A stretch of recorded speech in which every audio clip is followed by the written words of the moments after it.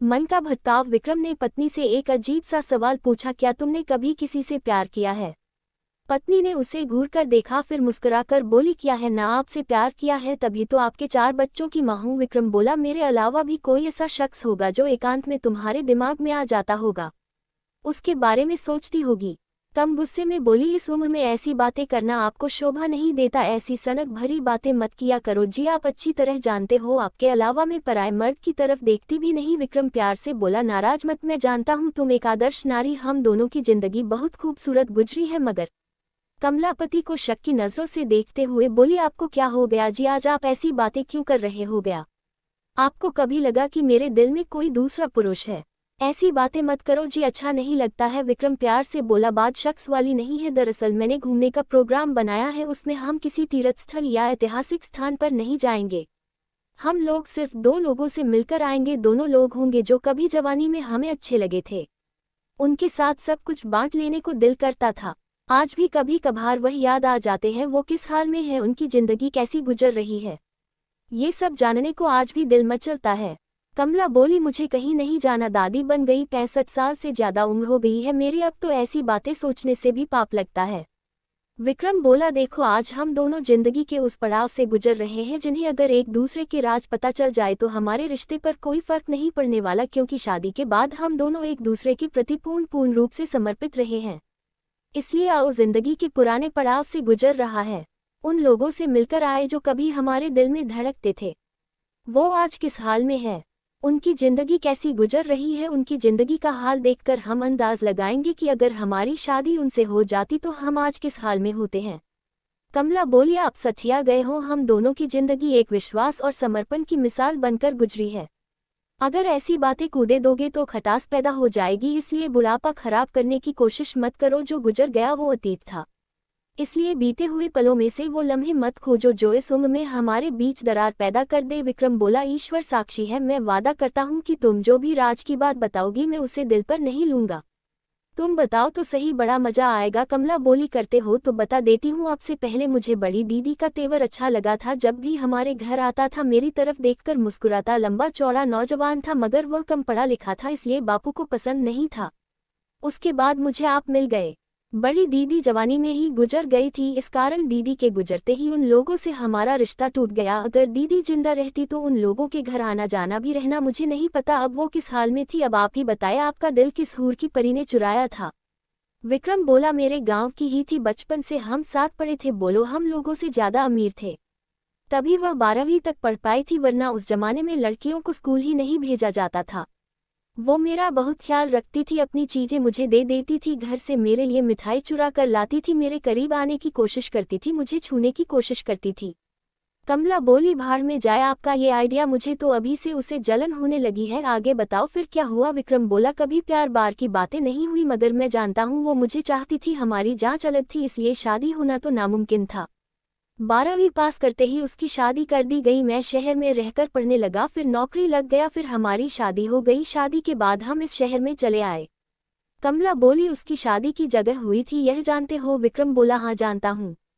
कमला उस घूरते हुए बोली, तो चुपके से उसको देखने भी गए होंगे? विक्रम बनावटी गुस्से में बोला, तेरी कसम कभी नहीं गया, अब 68 साल की उम्र में शक करना छोड़ दे बुढ़िया। कमला बोली, यही तो मैं जानना चाहती हूँ कि इस उम्र में आपको उसका हाल जानने की जो खुमारी चढ़ी है, तो वह दिल के बहुत करीब रही होगी, सबकी जिंदगी में ऐसा कोई न कोई जरूर होता है जो एकांत के क्षणों में याद आ जाता है, जब तक सांस चलती है अधूरी ख्वाहिशें भी रह रहकर सताती है, अगर आपकी तरह सभी उसका हाल जानने निकल पड़े तो सारी व्यवस्थाएं चरमरा नहीं जाएगी। विक्रम बोला, देखो हम दोनों अब गृहस्थी की गाड़ी से रिटायर हो गए, सब कुछ बच्चों ने संभाल लिया है, अब फालतू में घर पर पड़े रहने से अच्छा है जिंदगी के अधूरे सवालों का जवाब हो न, जाओ तुम बहस मत करो, हम लोग सुबह अपनी गाड़ी से चलेंगे।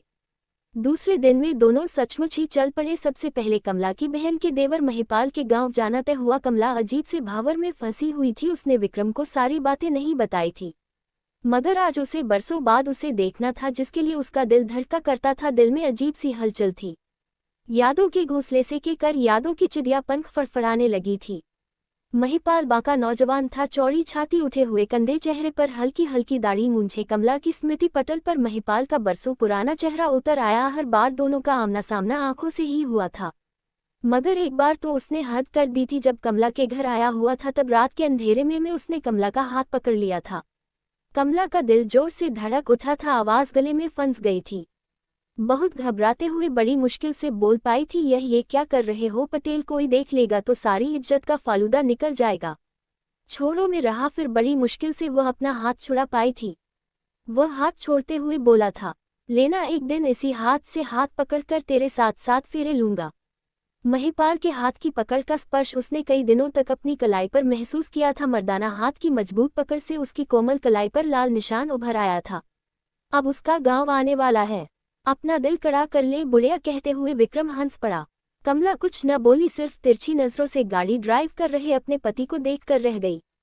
गांव में प्रवेश करने के बाद विक्रम ने अपने तरीके से महिपाल के बारे में जानकारी जुटाई। उसके अनुसार बहुत कम पढ़ा लिखा था, मगर स्वभाव और आदत से बहुत बुरा था। उसकी कुल 3 शादियां हुई थी। पहली पत्नी कुएं में गिरकर मर गई थी। लोगों के अनुसार वह बहुत ज्यादा पीटा था, इस कारण पत्नी ने तंग आकर कुएं में छलांग लगा दी थी। दूसरी पत्नी उसे छोड़कर भाग गई थी। फिर उसने एक विधवा से तीसरी शादी की थी, जो आज भी जीवित है और उसके साथ रहती है। पहली पत्नी के 2 बेटे हुए थे जो अलग रहते हैं, और तीसरी पत्नी से एक बेटा और एक बेटी हुई थी। आज वह उसी बेटे के साथ अपने खेत में रहता है। इतनी बातें सुनने के बाद कमला का मन खराब हो गया था। वह बार बार भगवान को धन्यवाद देने लगी कि हे ईश्वर, तुमने मेरी जिंदगी से ऐसे इंसान को दूर रखा, इसके लिए कोटि कोटि नमन। तू जो भी करता है अच्छे के लिए करता है। कमला पति से बोली, अब चलो यहाँ से, मुझे नहीं देखा ऐसे इंसान को। विक्रम बोला, नहीं, अब आ ही गए हैं तो देखकर ही जाएंगे। फिर उसने रास्ता पूछते हुए गाड़ी को महिपाल के खेत में पहुंचा दिया। कमला ने देखा पेड़ों की छांव में खटिया डाले एक कृषिकाया ऐसा इंसान बैठा था। उम्र के साथ उसका शरीर काला पड़ गया था, आंखें अंदर की तरफ धंसकर छोटी बढ़ गई थी, स्तर पर एक भी बाल नहीं बचा था। 72 साल की उम्र में वह 90 साल का दिखाई दे रहा था। कमला उसे नहीं पहचान पाई। विक्रम ने महिपाल से बातें करने की कोशिश की, तब वहां खेल रहे बच्चों ने बताया कि उसे कम सुनाई देता है। कमला तो उसे देखते ही वापस गाड़ी में जाकर बैठ गई थी। बातें करने में असफल होने के बाद विक्रम की गाड़ी में लौट आया। कमला को चुप देखकर बोला, तेरे बांध के नौजवान की कंचन काया को जल्दी ही डालें। कमला बोली, बुरे कर्मों का बुरा नतीजा है। हंसते हुए बोला, कैसा लगा तुम्हारे ख्वाबों का राजकुमार। कमला खींचते हुए बोली, ताने मत मारो, मैंने कभी भी इसके ख्वाब नहीं देखे। वो तो आपने जिद की तो चली आई, वो आपकी उम्र का होगा मगर आपसे 30 साल बड़ा नजर आता है। वक्त के समंदर में कायाकल्प उग गई है। दोनों वापस चल पड़े थे। रास्ते में कमला बोली, अब अपनी हूर की परी भी दिखा दूं। विक्रम ने गाड़ी की स्पीड बढ़ाते हुए कहा, 4 घंटे का रास्ता है, पहले कहीं अच्छा सा खाना खाते हैं, फिर उधर के लिए निकलेंगे। फिर वो दोनों शाम के समय शहर में पहुंचे, जहां विक्रम के साथ पढ़ने वाली मीनाक्षी की शादी हुई थी। घर खोजने में ज्यादा परेशानी नहीं हुई, क्योंकि वह पैसे वाले लोग थे। बहुत बड़ा घर था, जैसे कोई महल हो। उसके दरवाजे पर लिखा था मीनाक्षी देवी बेला। दरवाजे पर गार्ड भी बैठा था। विक्रम ने दरवाजे से दूर ले जाकर गाड़ी रोकी, फिर आसपास की दुकानों से मीनाक्षी देवी के बारे में जानकारी हासिल की। तब उसे पता चला कि मीनाक्षी को मरे हुए 10 साल है। जिस घर में अब उसका बड़ा बेटा रहता है, जो इस एरिया का विधायक है, उससे छोटा बेटा अमेरिका में सेटल हो गया है। तीसरे नंबर का बेटा मुंबई में एक बड़ी फैक्ट्री का मालिक है। मीनाक्षी का पति भी उसी के साथ रहता है। फिर दोनों चुपचाप अपने घर की तरफ चल पड़े। कमला बोली, क्या मिला। बेवजह की झक मारकर विक्रम बोला, बहुत कुछ मिल गया है। आत्मा को एक संतुष्टि मिल गई कि उसने हम दोनों की जोड़ी बनाई है। तुमने महसूस किया होगा कि मीनाक्षी का जीवन स्तर हम लोगों से बहुत ऊंचा था, मगर उम्र बहुत कम थी। वह मेरी दुनिया के लायक नहीं था। वही महिपाल का जीवन स्तर हम लोगों से बहुत नीचा है, वह तुम्हारे लिए नहीं बना था। हम दोनों ही एक दूसरे के लिए बने हैं। बाकी सब रास्ते की मृग मरीचिका थी। हम दोनों अभी 20 साल और साथ जिएंगे। ईश्वर ने सोच समझकर हमारी जोड़ी बनाई है, न को ज्यादा भी आना कम, सब कुछ नाप तौल कर दिया है। मन भटकता है तो इसमें भगवान की कोई गलती नहीं है। ये इंसान के मन की वृत्ति ही ऐसी है, जो नहीं मिलता उसको याद करता है और जो मिल जाता है उसकी कदर नहीं करता। इसलिए जो नहीं मिला उसको पूजा या और अपने हमसफर से प्रेम की क्रिएटर बनाए। वर्मा कहानी पढ़कर कमेंट्स में अपने विचार जरूर रखें। समय निकालकर जरूर पढ़ें। कीमती समय निकालकर पढ़ने के लिए धन्यवाद।